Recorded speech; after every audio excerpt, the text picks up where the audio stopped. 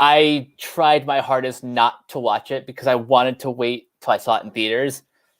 I'm glad I made that decision because holy shit. I couldn't help myself. The second I was on vacation visiting my youth pastor, and then all of a sudden I get a message from my buddy Morgan. I was in the bathroom at a restaurant, and he's like, "You need to get out here. They released the first 7 minutes." I'm like, "What?" They went running out there. I'm like, "We need to watch this now." Oh, like I couldn't get over it. It's just everything is, in my opinion, the character interactions, especially with Scorpion and Sub-Zero, were to a T. Because for those who don't know, V1 Sub-Zero, major asshole, always has been, always will be. The Sub-Zero that everybody else knows that's a good guy is Kuai Lang. That's his little brother that comes after. First one, major asshole. Always has been, always will be. He becomes Noob Saibot, for those who don't know. Which, that guy signed on for 4 more films. He's going to be Noob Saibot for 4 more films because he was awesome in this movie. If they make him. I'm pretty sure they're going to happen. And I'm pretty sure they teased Noob Saibot pretty intensely throughout this film. Mm-hmm. So, Mike, you being more of the, what do I want to say? The casual. The casual and the person that was walking into it, not really outside of watching the animated film Scorpion's Revenge and then the other 2 films. What are some things you're wondering about? Well, okay, here's one question because it's kind of the inciting incident of this movie. Does anyone play by the fucking rules? Never. And that is one thing that I will again go to. That is another complaint about this movie that literally people are making up to hate this film. Literally making it up. Is that the thing has no structure. And that there's no tournament. And there always has been. No, there fucking hasn't. Never once have they ever actually articulated a proper tournament. You just have that because that's how a fighting game works when you play it as a video game. They cheat every time. Every single game, a new person comes in, cheats a new way, Liu Kang wins LOL, and then you make the sequel. That's the formula for every single Mortal Kombat game until Deadly Alliance when they finally killed Liu Kang. Okay, I'm glad this was addressed because I will admit one of my problems was that there was no tournament. Mm-hmm. Yep.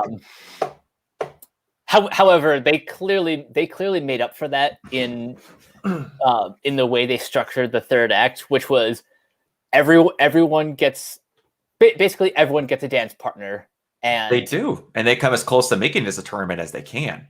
Mm-hmm. Because the heroes wanted one, the villains don't. That's how Mortal Kombat rolls every time. Pretty much. But yeah, there was something I wanted to ask you really bad. I know I can't remember what it is, but what were some of your favorite moments? Besides the opening, and aside from the second fight, which was just amazing. Mm-hmm. I honestly, I think a lot of my favorite moments, and I can't believe I'm saying this, involve Kano. Remember when I told you he becomes the most Australian thing to ever Australian because of that first movie? Yeah. Yeah. This is him at like 15 levels below what he is in the video games. Yeah, in this movie, he sounds a little bit more British, but he still kind of has like the Australian swagger. Yeah, he does. Like, I did not expect them to make that big of a character out of Kano, but I'm glad they did because that guy was awesome. I think one of his best moments was when Liu Kang and Kung Lao were just like taunting the hell out of him for like a solid 5 minutes. Yep. You get to see the smug assholes the Shaolin monks can be when they want to be. He was very much the comedy relief character, and that's what I want to say Kano is in all the video games. He's the guy there to say the one-liners and be irritating to Sonya and anyone who's related to her. But yeah, that's just what he was. And Kano got his big fatality that he does in the games, the heart rip. Oh, yep. And he gets that pretty early on, too. Yeah. They had Reptile. Hey, there, Mike. Remember how bad Reptile looked in the first movie? He looks great here. Exactly. He looks a little bit more like an iguana than I was expecting, but he looks awesome. I really like, and they never casted anyone as him because obviously he's nothing. So I was not expecting to see Reptile in this movie.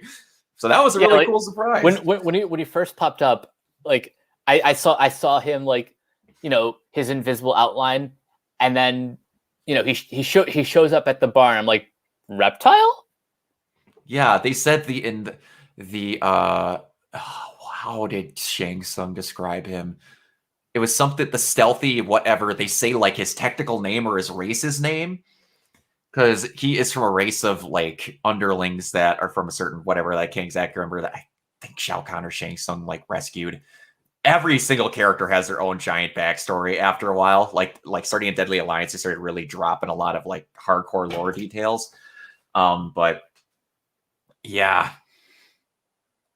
His species is Saurian. Saurian, that's what it was. Okay, Saurian, yes. They had a lot of people in this that I was not expecting them to have. I will tell you right now, something that you don't know, Mike, because again, you're not a huge gamer, and like I don't think you would have played many of the Mortal Kombat games. Starting in Deadly Alliance, there was a string of Mortal Kombat games that everyone despised. Just absolutely despised. It was Deadly Alliance, Deception, and Armageddon. Because they didn't, well, a good chunk of people despised because they didn't like the story, they didn't like the MacGuffins they introduced, like the Kamidogu. It's a part of each realm that they have to come together to make this giant piece and stuff like that. And then it ended before they rebooted it in 9 into what everyone likes now. One character that literally only showed up in Deadly Alliance and then got put into Armageddon because everybody in it was Natara, the Batgirl. I almost had an out-of-body experience when I saw that Natara was in that movie, because she's one of those, just no one liked her, no one played as her. She looked cool, but we didn't put any time into making her a character. We just threw her out there, never mentioned her again. And I was like, Natara's in this movie? Like, what? I mean, yeah, that is one of those. It's one of those characters that you only add if you're a fan of the franchise. Mm-hmm. Yeah. Now, speaking of additions, we kind of have to talk about Cole Young. Mm-hmm. We do. I have mixed thoughts. A lot of our friends really despised him. Yep. And I get why. This movie didn't need an OC to be the de facto protagonist. It could have been Liu Kang or Kung Lao or like or it could have been Johnny Cage but played by an Asian American. Yeah, could have been. There are so many different options that they could have gone with, but instead they chose a distant relative of the Hisashi family. Yep. And I get it, and I'm never going to fault anyone that didn't want him in there. The only thing that I'm going to argue, though, and it's been hammered at me by family members, by friends, by random people on YouTube, is that he is Ray levels of Mary Sue in this movie. He's not. He gets his ass kicked for 90% of this movie. He does. And he gets 4 hits in on Sub-Zero at the end after Scorpion has kicked the shit out of him for most of that fight. And he kills Goro. People don't like that he kills Goro because they feel like they jobbed out Goro.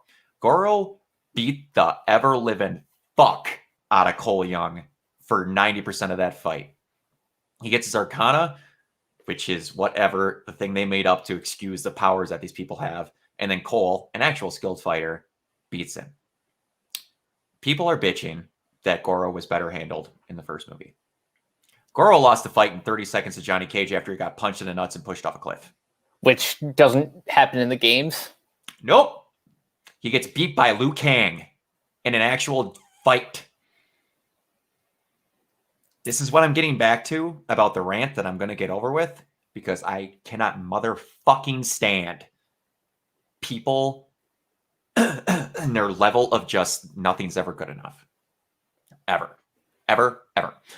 Immediately before this film got released, I knew that it was not going to be compared and based off the video games. Just knew it wasn't. What was going to happen, it was going to be compared to the 1995 film, which is mentally challenged. Absolutely mentally challenged. Mm-hmm. And what happened?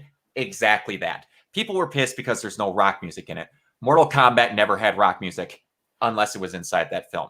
People were mad that there was not a long-haired jokey Raiden in this movie. Only in that film. People were mad that Shang Tsung didn't act the way that he did in that film. You know why? He didn't act that way because he acts like the actual fucking character in the video game, who is not a horn dog for the random blonde lady who has the boobs. He acted like an actual ancient fucking sorcerer who was trying to take over Earth. People were mad that there wasn't all sorts of other things that were legitimately only in that fucking movie. This game has everyone to a T cast, acted, and portrayed as they are in those video games. And if you go back and say otherwise, you're legitimately lying to yourself through factual information that is presented in those video games. You're lying to make up complaints. People are bitching about this game, bitching about this video game movie because their characters didn't get the proper thing that they wanted. This is a video game that has over 100 characters in it. My favorite character's not in the fucking movie. Am I going to say that I hate it because my favorite character's not in it? No, because I'm not a fucking selfish dumbass. Everyone, because their character was not untouchable or whatever in this movie, is bitching. This is why we don't get video game movies. Because if they get accepted by critics, we bash the fuck out of them. Why? Because we aren't happy if it's not exactly 100% how we fucking want it. And if one thing's wrong, it's automatically a 0 film. I am sick and motherfucking tired of a film not being able to be in the middle. It's either made by God himself and presented on a silver platter or shit out by some random hog in a trot somewhere. And I'm fucking sick of it. People are lying about facts in this film to bitch about it. They're acting like this is like fucking Birdemic levels of bad. People have not seen bad films if they're describing this to be as bad as what they say it is. Can you not like this film because things happened in it that don't want you to be the way it is? Abso-fucking-lutely you can. But if you are going to point blank lie and say you don't like this film just because they didn't perfectly suit out the one of the 90 characters that are in this game that you like more than everybody else, or if it wasn't an exact copy or a reboot of that 95 film, you shouldn't have fucking went to saw it in the first place because you weren't going to be happy anyway. You are not going into this with an equal head. You are going in ready to hate it because it wasn't the thing that was compared to the 95 film that I still love, but if we're being perfectly honest, is not a good movie. They're basing this off the games, and they're comparing it to the games. That's what it fucking should be. And if you're going off of the fucking games, it is accurate. Whether you think it's well made or not is a different story. But if you're going to bitch about it being inaccurate, outside of Cole Young, who, by the way, in Mortal Kombat, every fucking game they create a new character. Every motherfucking game they make a new character. If you don't like them, that's fine. But if you're going to bitch at the sheer fact, just at the sheer fact that a new character is introduced, you are bitching at the way these games are made.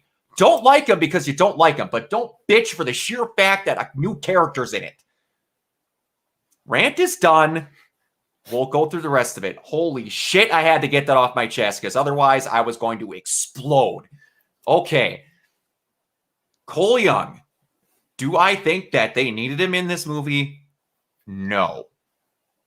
I don't think it was needed, but it's the decision that they made, and that's fine.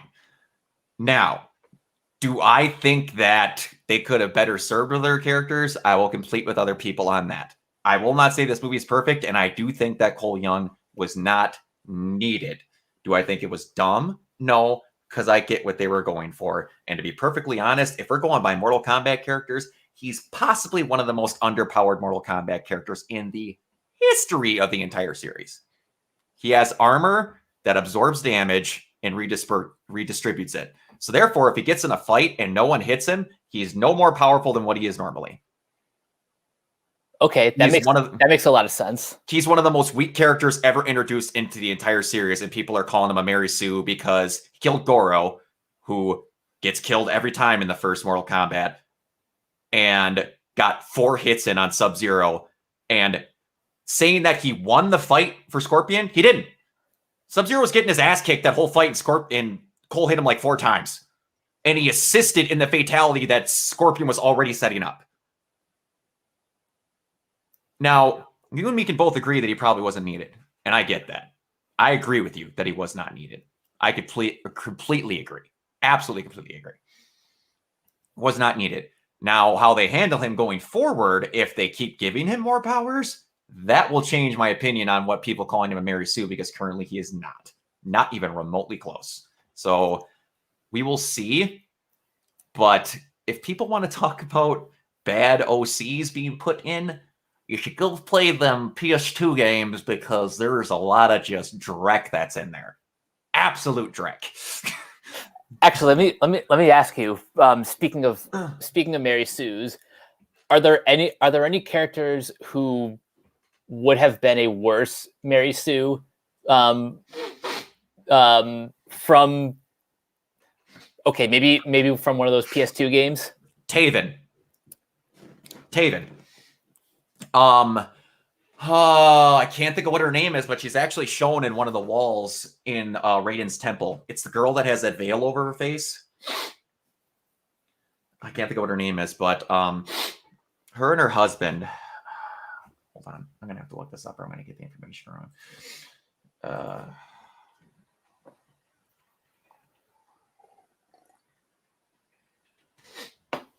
David and Dagon are 2 brothers that are a part of a prophecy in Mortal Kombat that kind of ends it, and then they start out in I'm gonna have to look this up.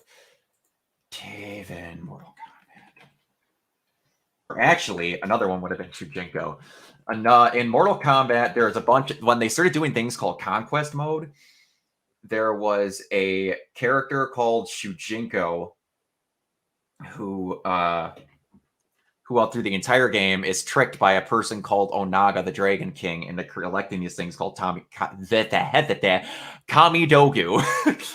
And through the entire thing, he learns the fighting style of every Mortal Kombat character ever made. In lore, he learns them all. He learns all their special moves. He learns all their fighting techniques and becomes the ultimate warrior and defeats the villain of the game by combining the might of every warrior ever made and killing Onaga. Wow. So people want to talk about Mary Sue's in Mortal Kombat. They don't know what the hell they're talking about. Sorry. Shujinko is terrible. Absolutely terrible. His name is literally main character in Japanese. That's what Shujinko is. They were that creative. They were that creative. And Taven is another one where Protector of Argo, Sorceress of the abilities in the future.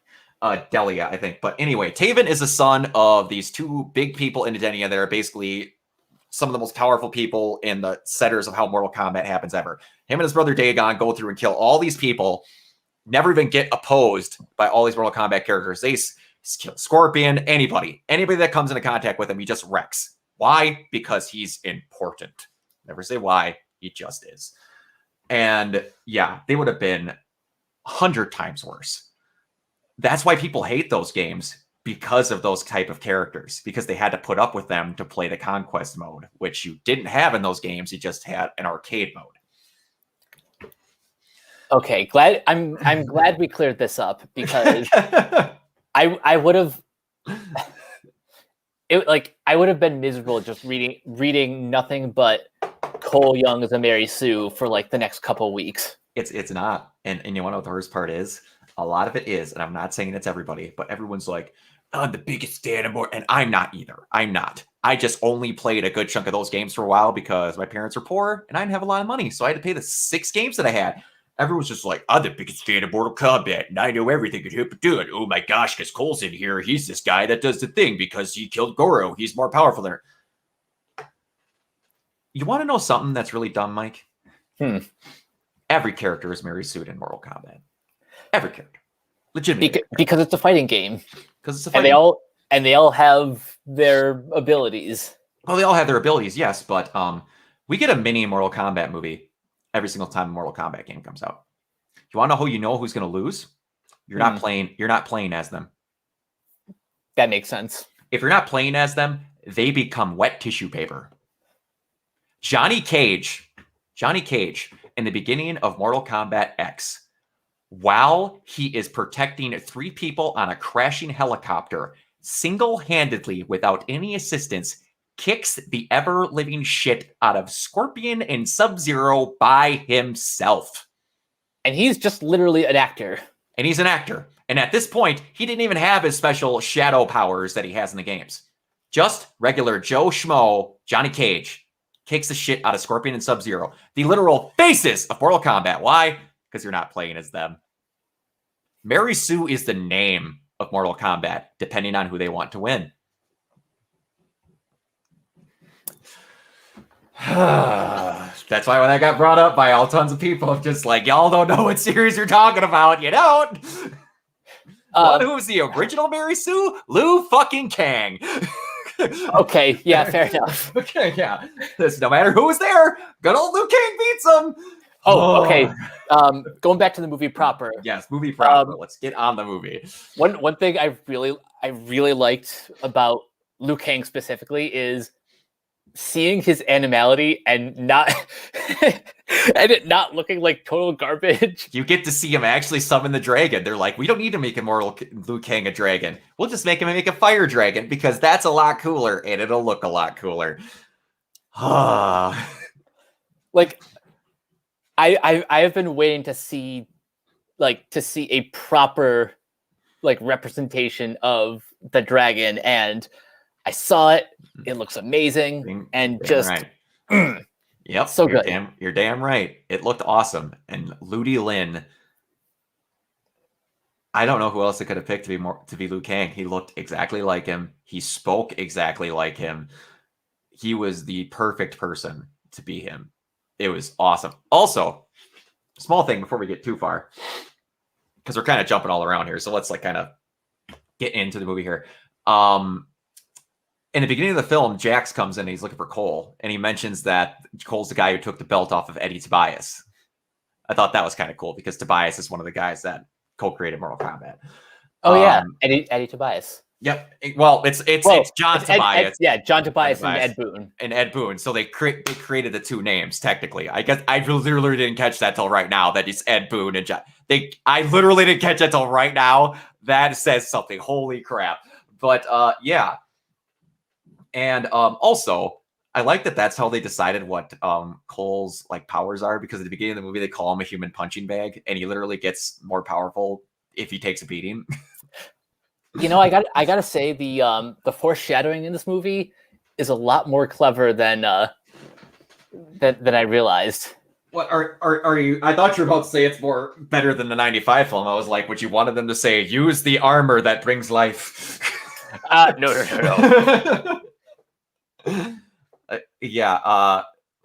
And how do you like Mehcad Brooks as Jax? I thought he was great. I was already a Mehcad Brooks fan because, I watch all the CW shit. Yeah. So, and getting past the Steve Harvey jokes, I legitimately think he crushed it in the role. And the best part was, as soon as you see him in the film, you see that he has a complete, actual goatee and not just the mustache. Just that one shot made it look like he had the Steve Harvey mustache. And, man, I love how they were just like, hey, we're a rated R film, and we're going to be perfectly okay with people swearing. It's immediately when he's fighting Sub-Zero, when he goes, 6 tours, motherfucker, I'm like, okay, this is old school Jax and kind of new school Jax mixed. I was like, yeah, Mehcad Brooks is a good choice. I'm really happy we got him. One thing I kind of find amusing about all the different adaptations of Mortal Kombat is the different ways that Jax gets his arms ripped off. Yep, it's one thing where they're pretty consistently changing. And I think that's great. You just need to know that at some point, if Jax has arms, whatever you're watching, he's going to lose them. Who's he fighting? It's like, what do I want to say, Hot Tub Time Machine while they're waiting for the guy to get his arm cut off. It's kind of like, when's it going to happen? When's it going to happen? But they showed it in the trailer this time, so at least we knew. I think this might be my favorite version, how he gets his arms ripped off. Yeah, I'm kind of torn between this and the version that we see in Scorpion's Revenge, where Goro rips his arms off. Although that one kind of seems a little on the nose. Just a touch. And yeah. Yeah, absolutely. He was really good. Sonya, I think they knocked out of the park. This is my favorite version of Sonya. It's like hands down. It's mine too. She was really good. I don't know this girl from anything else. I know almost nothing from anybody else in this entire film. Almost nothing.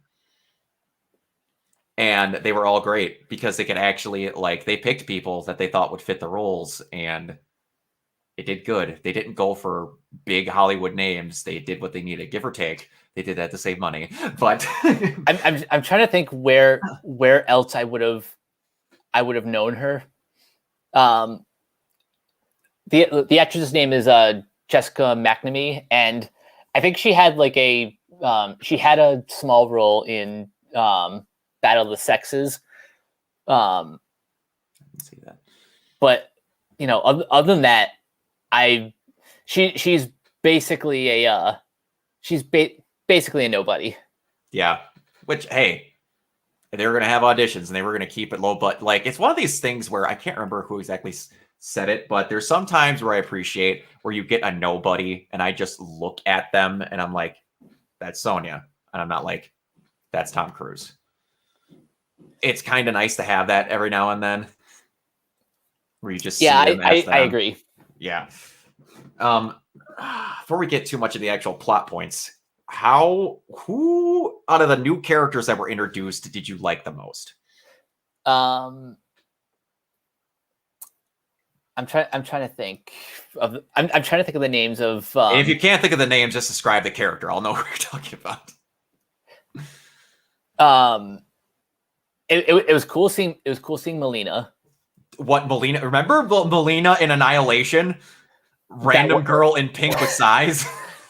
That was not Melina. I refuse to believe that was Melina. But here she's a badass. Exactly. And I was about to be upset. I'm like, they're not making her part Tarkatan. Like, she had regular teeth, but then they actually see the point where she gets pissed off and her mouth splits. So I was like, that's why her mouth is always bloody, because she's trying to hide it. Like, she's trying to actually make her look like, because Melina is supposed to be a clone of Katana, but they like split her with Tarkatan DNA, and then they put the veil over her so that she looks like Melina or like Katana in like disguise if she put blue on. They actually did it smart here. Like, she'll actually look like her and have like regular mouth until she gets pissed off and it actually rips away and shows the Tarkatan part of her. I was like, Now here's a question: Do you think that same actress will play Katana in the sequel? I want her to. I want her to really bad. Part of me thinks that's why they killed her, and that's part of why I don't think we saw Katana in this movie. Because we haven't seen Shao Kahn yet, and I think Shao Kahn has her like locked in a cage somewhere. That makes sense, because that is one of the ones you could save for a pop in the later movie, because it's like that's one of the big guns. Her and Johnny are two of the big guns that they're saving for a sequel. So, the other characters I liked were I liked Cabal and his relationship with Kano. Like their back and forth was kind of fun. Cabal was great. He's the dumb idiot version, like kind of weird Chicagoan that he is in like the 9 and On. I didn't think they'd have in the games. I was like, they're never going to make him talk like he does in those games. And they did. It was cool. And that's Damon Harriman as the voice. Damon Harriman. That's not ringing any bells, but again, perfectly fine. Damon here is good. And for anyone who's a wrestling fan, Nathan Jones was Reiko. That is good casting. That is good casting. And Reiko in the Mortal Kombat games is just some goober who likes to hang out and sit on Shao Kahn's throne. That is his literal introduction as some idiot that sat on Shao Kahn's throne, put his helmet on, and then gets like, pow! In a way.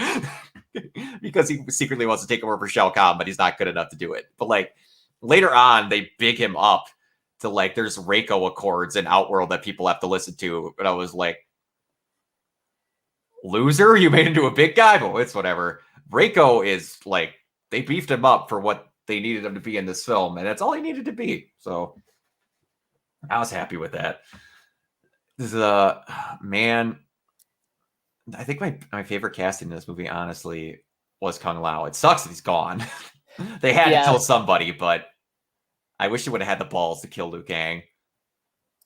I wish they would have kind of had the balls to do it, because if you were going to keep Kung Lao, who's been shafted for those first 2 Mortal Kombat movies, and I get it, Liu Kang can do a lot more than Kung Lao because Kung Lao has a teleport in the hat, but that dude they got to play Kung Lao was choice. But who else is, Cabal was really good. Kano might be the most out of the park casting they got. And just this fucking, with just all of his, like, his references, everything was great. He was borderlining the Deadpool of this movie, which I was kind of okay with. And I mean, someone had to be. Someone had to be. Like, if the Coley's like, you said, I was going to go for a fucking jog, but you fucking idiot. And also, every time someone died, it is like when Kano ripped the heart out of Reptile, he's like, Kano wins. They had all the dumb win lines from the game, but they felt natural because these people are idiots. Also, have to mention, they accurately used the term flawless victory in this movie. I have to applaud them because they didn't know how to do it in the first movie. And guess who had the flawless victory? Kung Lao. And it made me so happy. Cocky bastard, man! I can't think of the guy's name again. I want him to be in more stuff. If he could ever be a cocky martial artist, that guy needs to be in more stuff. Josh Lawson, buddy, you were awesome in this movie.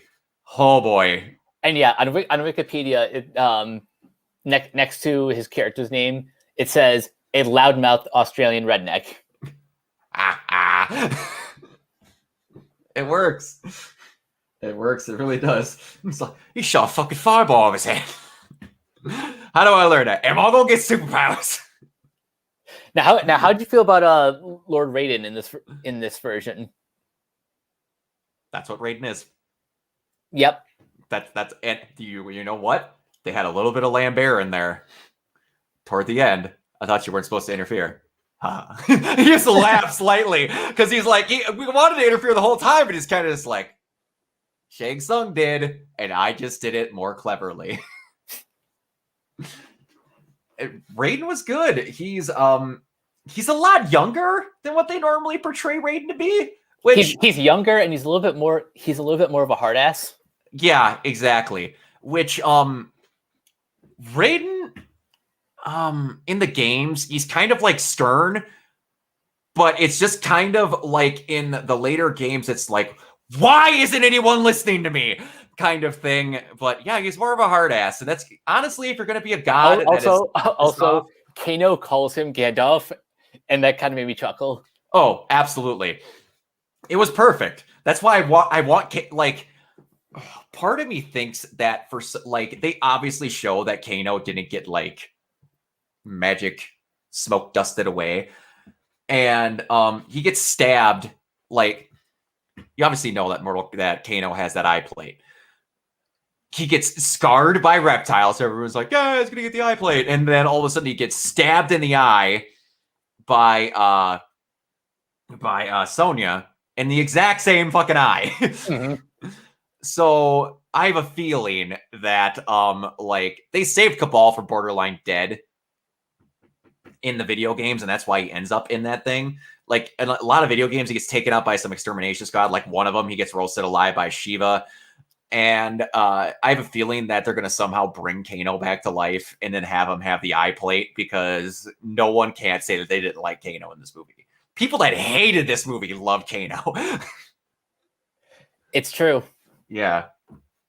Yeah. Oh man. Did you okay, so from a person who is not a fan of the games, I have to ask, like, the Arcana thing is 1,000% made up. 1,000% made up. Yeah, that was actually my next question. Like, what is the difference between Arcana and Animality? They're both things that got made up. Like, in the games, what you have to understand, Mike, is that, like, these characters just have powers and they never get explained ever. Like, Kano can jump in the air, spin on an axis point, and Tasmanian Devil at somebody. He's a human. There is nothing special or ancient about him. He's just a human that could do that. And then it's like, in the games, you had a fatality. It means you killed the person at the end of the round. And then I don't remember when they get introduced, but then there's a brutality, which is an even worse fatality. And then you got animality, which is not the stupid whatever the hell it was in the second one where it's like, you need to find your animality to become a true warrior. It was just, you have fatalities in this game. What would be another thing we could do? Hey, Ed, John, what if we make them turn into animals? What the hell would we call that? An animality. Sure. That's what animality is. Like, there's also, Mike, there's friendship. Friendship. You think I'm making that up. It's not. There's just random things where they're like, they do a code and then they like put a hat on them and then celebrate and then don't kill them. There's also babalities where you can turn them into babies. I'm not making this shit up. I'm not. I wish I was. I'm not. I'm laughing because I know you're not. It's like the parties are like, they get this stuff gets introduced in these movies, and the people that don't play the games are like, that must be something cool. I'm like, no, it's just some shit some executive made up that's like for the end of a game. And it's they're just a different version of, and then there's like in Shaolin Monks, they came up with the multality where you just kill multiple people. And then there's X-rays where like you saw Scorpion's Revenge. The X-ray is basically every time someone hits someone. So that's where that came from. That's where that came from. They were introduced in 9. And what they were basically fatalities if you press the R1 button that took like 25% of someone's health. And 9 times out of 10, they looked more fatal than what the fatalities did, but you kept on fighting after you received them. Like one of them, I can't remember who it was, they shove a spear right through someone's throat, spin it around, grab the other ends of the knife, and then spike them on their head. And then the person just gets up, dusts themselves off, and keeps on fighting. I'm like, huh? But yeah, it's that. Did you feel that the actual like sense of the tournament, give or take, like it was more established that it's crooked, how all this is run was better established in this movie? Because that is a big thing that is in the video games, that every time that the Outworld won, they had to cheat. I think just the fact that this was all happening like before the tournament is it makes it clear that like the Outworld just gives zero fucks about the rules. Yep. And then again, they basically, I love how they point blank say it in this movie, is that Shang Tsung goes, the elder gods are utterly useless and don't care.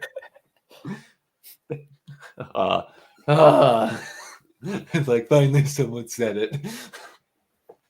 Because they're just like, we made the rules, they win.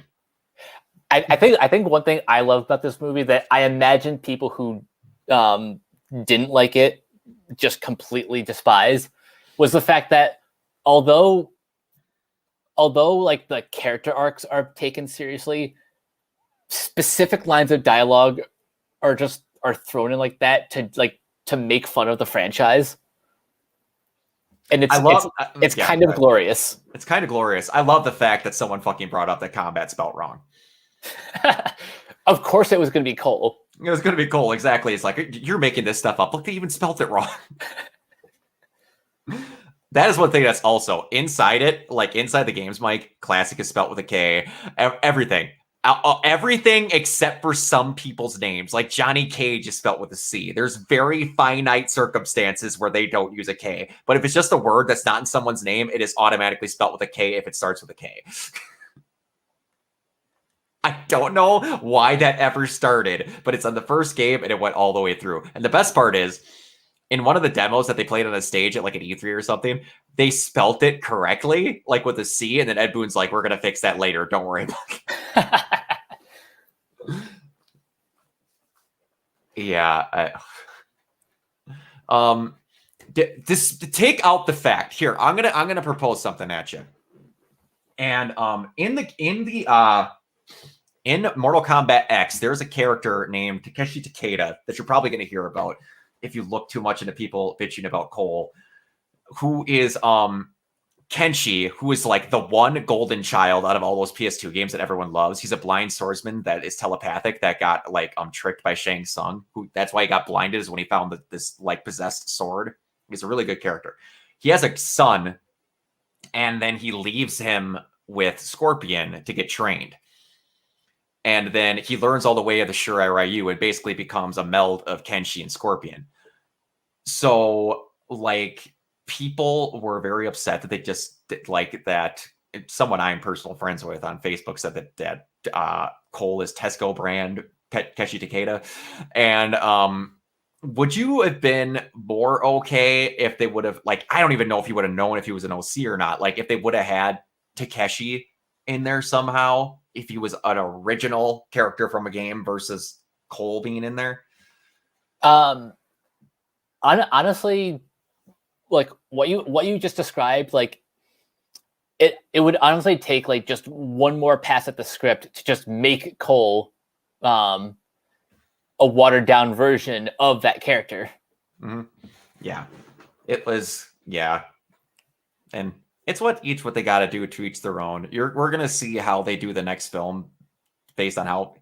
I think this is gonna make enough money to at least get one sequel. I don't know if it'll get a third, but as of this recording, it's already made $9 million on Friday's box office. Nice. I don't know how much it costed. Is it in China or Japan right now? I don't know about that, but as far as the production budget, it's only $55 million. Oh, then yeah. If it makes $100 million, we can make a sequel. But yeah, there'll be stuff they have to work on, and they can change it. They could kill off Cole, honestly, if people get sick of it. If it makes enough money, but they know that people didn't like Cole, they could kill him off. But whose fight did you like the most in the movie? I'm trying to think of besides Scorpion versus Sub-Zero, because that's going to be everyone's answer. Absolutely. Well, not everyone's, because not everyone liked how it was handled. But anyway. I liked was it Liu Kang versus Cabal? Yeah, Cabal. Yeah. I like that one, and I liked the scene where Jax like figures out how to use his arms. Mm-hmm. Yeah. That's a fatality that's from the games as well. The head slap. Yep. That's another one that's in the game. Oh. I just think that was like a cool moment, and honestly kind of makes up for the lunacy that was Annihilation. I still can't get over where they're like, yeah, I'm a better character without these arms. I'm like, that wasn't a confidence issue. Jackson Briggs got his arms ripped off by an asshole. What asshole, depending on the situation. But yeah. Yeah, that was a good thing. And that was probably the most bullshit of, like, if anyone's going to complain about people getting powers, that's probably the one that I'm going to excuse anybody off of like, they gave him these arms and then they were tiny and puny, and then he got the other arms just cast upon them. How my headcanon is, because they're being chosen by the Elder Gods. The Elder Gods can do whatever the fuck they want. That's why they're choosing the people that they get special powers. That's my excuse for why they're doing it, and why the reason I think they made it to explain why these people have these powers.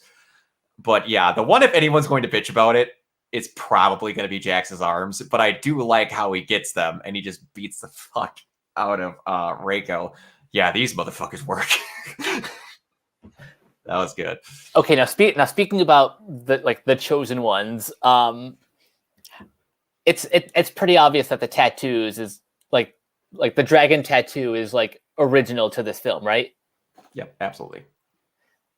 And in the games and the previous films, who like the champions that are chosen are just they're just chosen. Yeah. Which, I'm either way about that. I kind of like the fact that it's ordained that the Elder Gods thought these were good fighters and stuff like that, and you gotta get stuff out of them. And then I also like the fact that it was just like cool because there's also times where it's like we're gonna let Johnny Cage fight for us. Why? Because he's a movie star that says he knows how to fight, and then Raiden would go, no.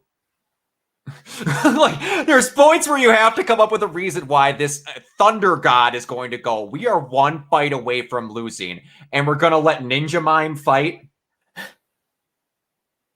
Excuse me? Like, there has to be some point where they're kind of like, we have a reason why we picked them. Like, everybody makes sense, and then there's a couple of them where they're kind of like, blah, blah, blah, blah, blah.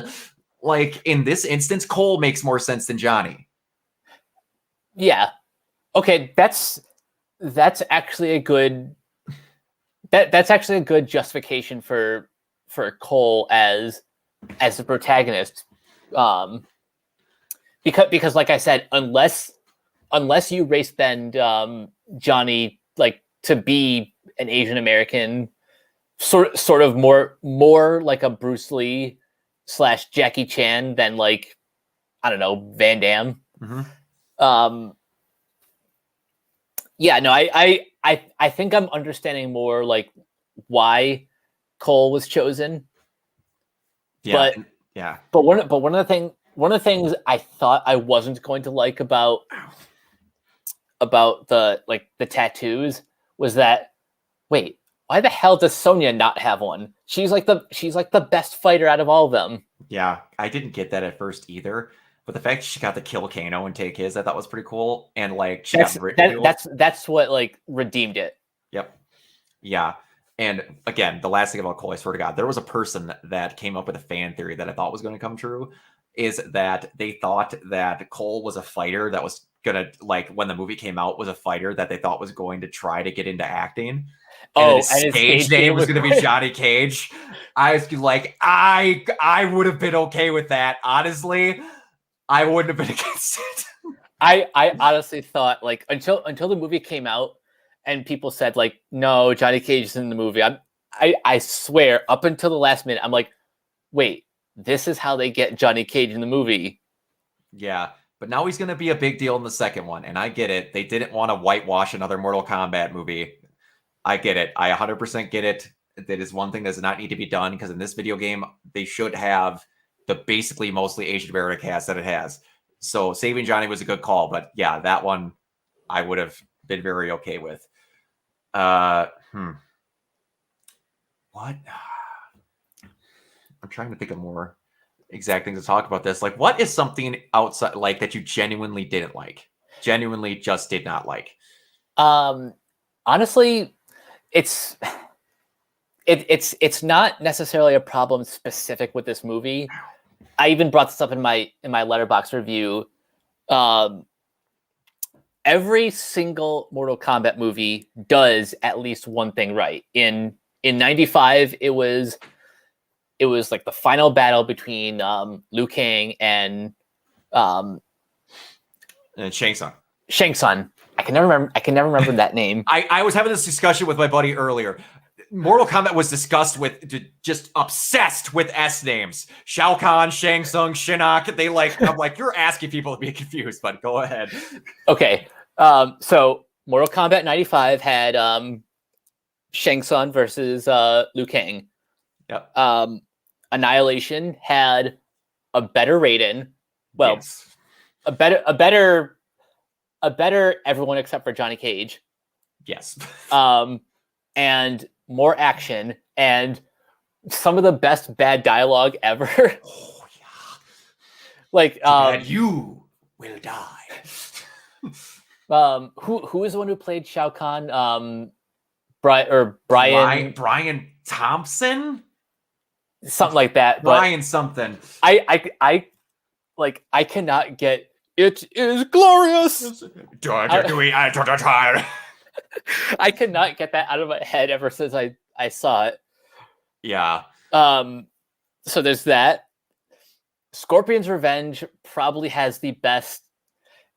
Well, it's the best Scorpion movie, even though it has to also be a Mortal Kombat movie. Yeah. I'm really shocked that they called that Scorpion's Revenge. That was a Mortal Kombat movie that had a Scorpion B-side in it. Pretty much, yeah. Yeah. I think they just did that for marketing. Oh, absolutely. Absolutely. But yeah, Scorpion's Revenge is probably the best. It's the best Scorpion story, and this movie just looks the best out of all of them. Yep. But my general problem with adapting Mortal Kombat as a film series is that, and believe me, I have the same problem with comic book movies too. Yep. Video games and comic books, I personally feel work better in long form storytelling. For the most part, yeah. And to be fair, I also haven't seen the web series Mortal Kombat Legends or Legacy. That thing is a different animal. That would be one thing that we wouldn't mind doing reviews on, because that thing has some weird setups for how they make the characters. That you want to talk about stuff that plays with lore, that thing's in another galaxy.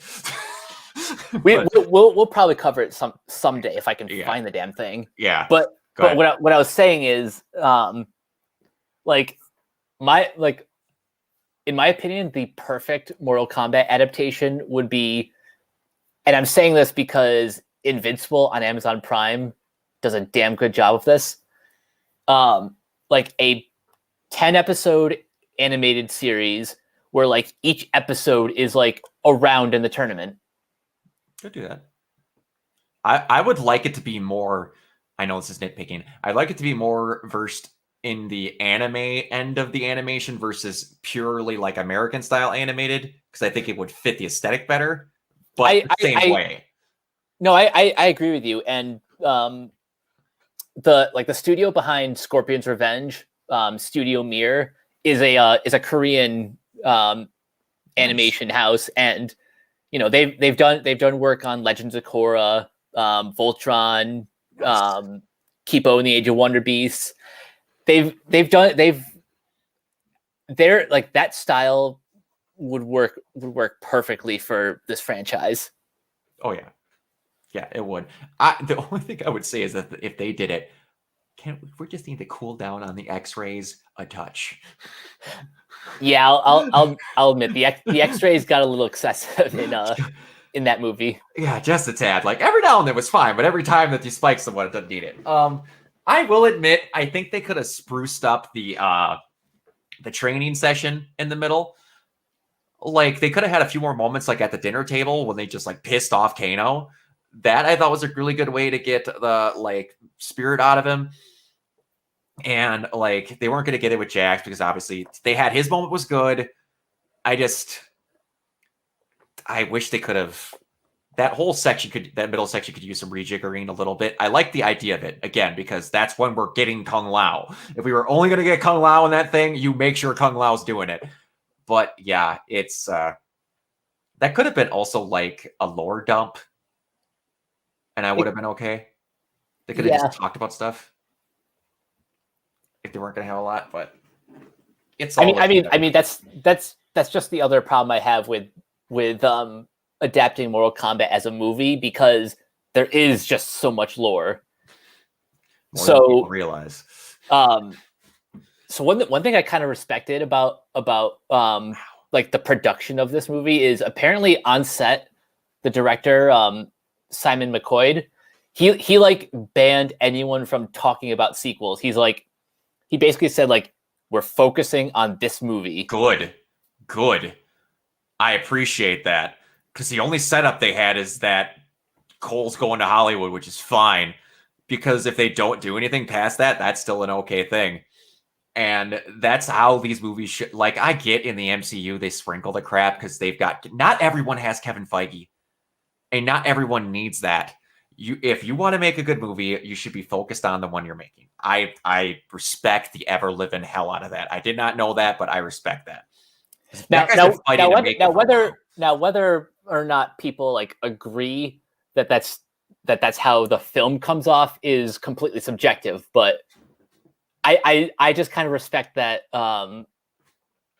that like the director on set at least told people just focus on the movie. The hard part about that though is that I don't think you can make a Mortal Kombat movie without it sounding like you're going to make a sequel. Oh no, of course not. Like because the character's I get that. Like even if he wasn't trying to, I think it's almost borderline impossible because the characters in the movie themselves would be like, "I'm going to get you next time," kind of thing. It's really hard to do that. But yeah, they didn't do, because like here's the difference between a good example and a bad example, in my opinion.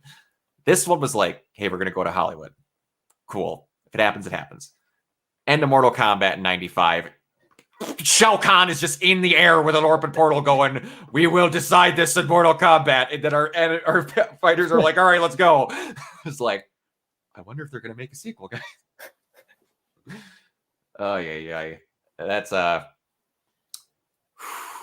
I was trying to discuss this with a friend of mine, and it's really hard. Who would you like it to play Johnny Cage? See, this is really tough. I didn't actually make this joke in my review, but something I took out of my review is I wrote like, I'm glad that we have an Asian American in the lead as opposed to, say, Noah Centineo playing Johnny Cage. Yeah. True. But no, that's a really good question. I have no idea who I want to play. I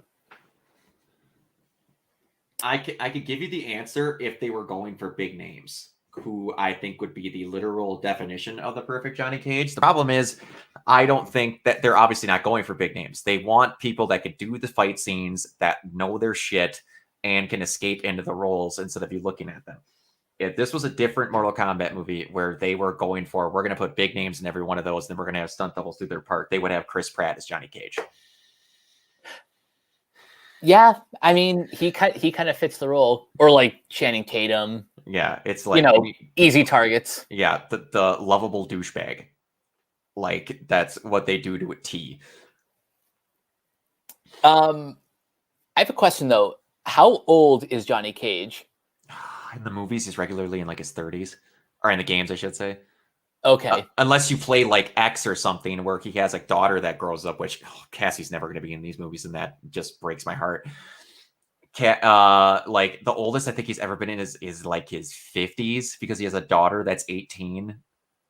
Like, and then they have a time skip. Okay. I am gonna look up the age of Scott Adkins because even if he's not Johnny Cage, Scott Adkins should play somebody. Okay, Scott Adkins can do his shit. Okay, Scott Adkins is 44 years old. Okay. So he's a little bit older than like Cage in his prime. But if they want like action film credibility for the sequel, announcing Scott Adkins as Johnny Cage would like people would flip their shit. People would flip their shit, but now that you've mentioned Scott Adkins, I almost don't want him as Johnny Cage. I want him as someone where Scott Adkins can look like a fearful motherfucker. Because I think Scott Adkins can pull off, "I'm going to kick the shit out of you."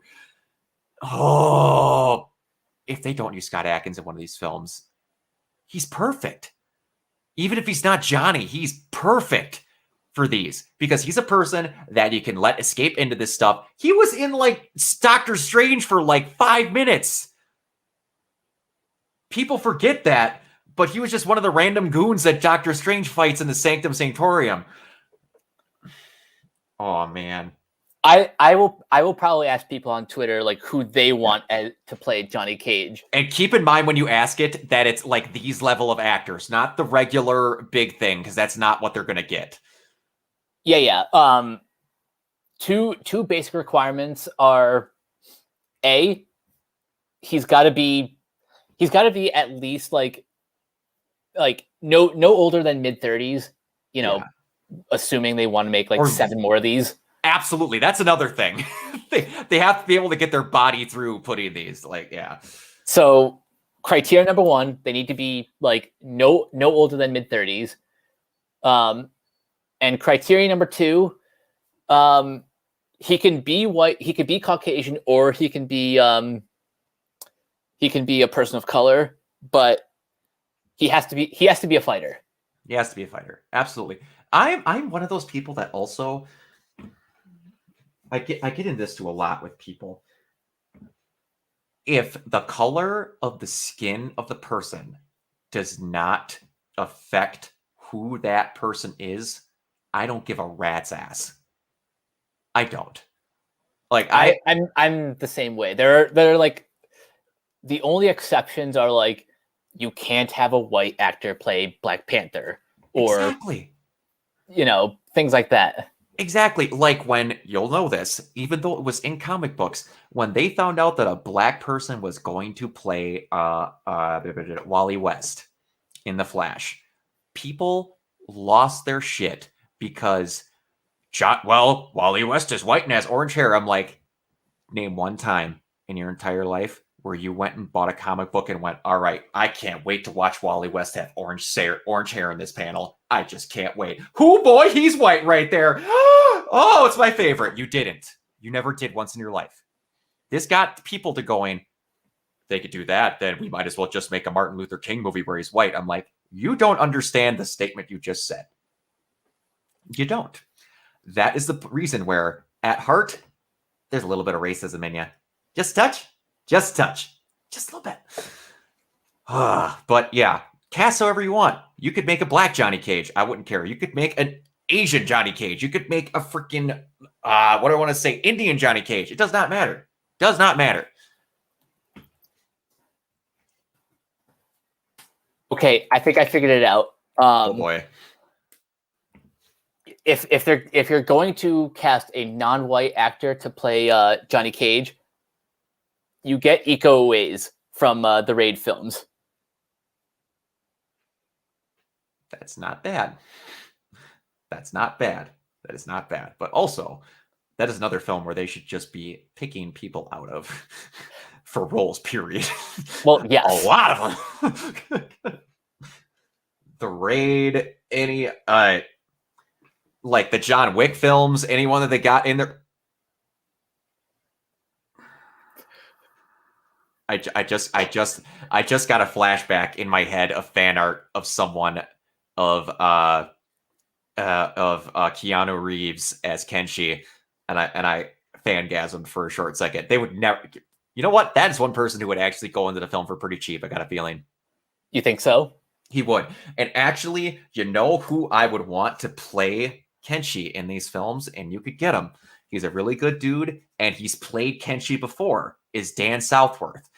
Not a lot of people are going to know who he is. He voices Virgil in Devil May Cry, and he was also the Red Ranger in... No, he's the Quantum Ranger in Power Rangers Time Force. He's done a bunch of stunt acting and mocap for stuff before. But Dan Southworth can do all the scenes. The dude can act. He would be perfect if they get I'd start a petition for anybody. Be Dan Southworth to be in there.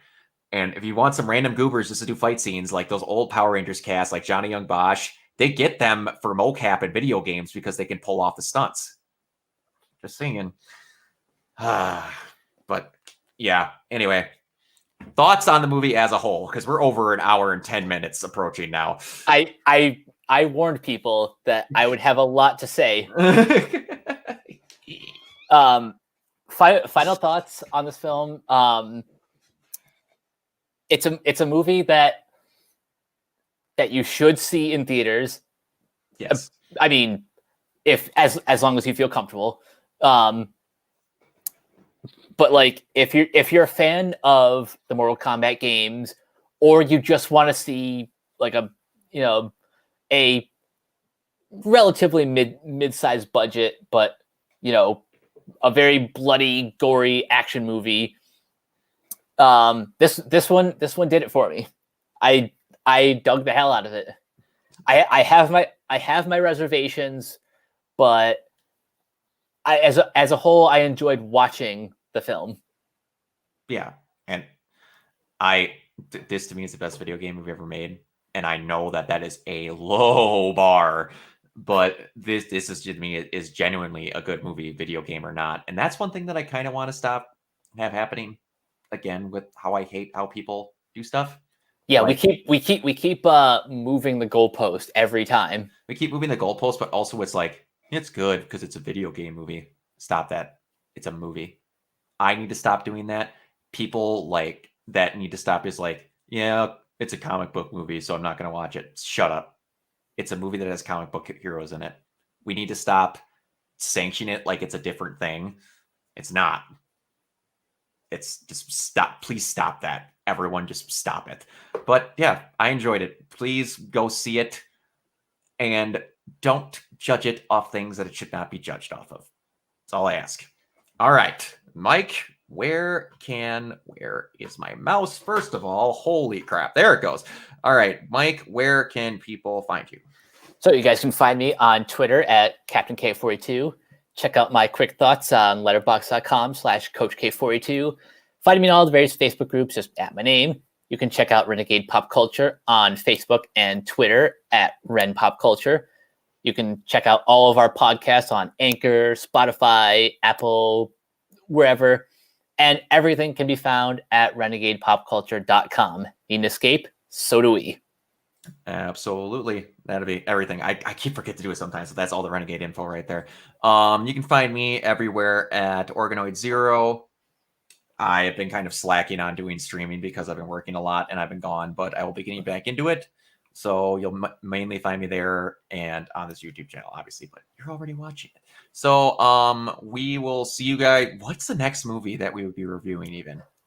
Good question. We'll figure that out. That out off air. I can't come up with it off the top of my head, but we will see you guys next time. Bye. Peace.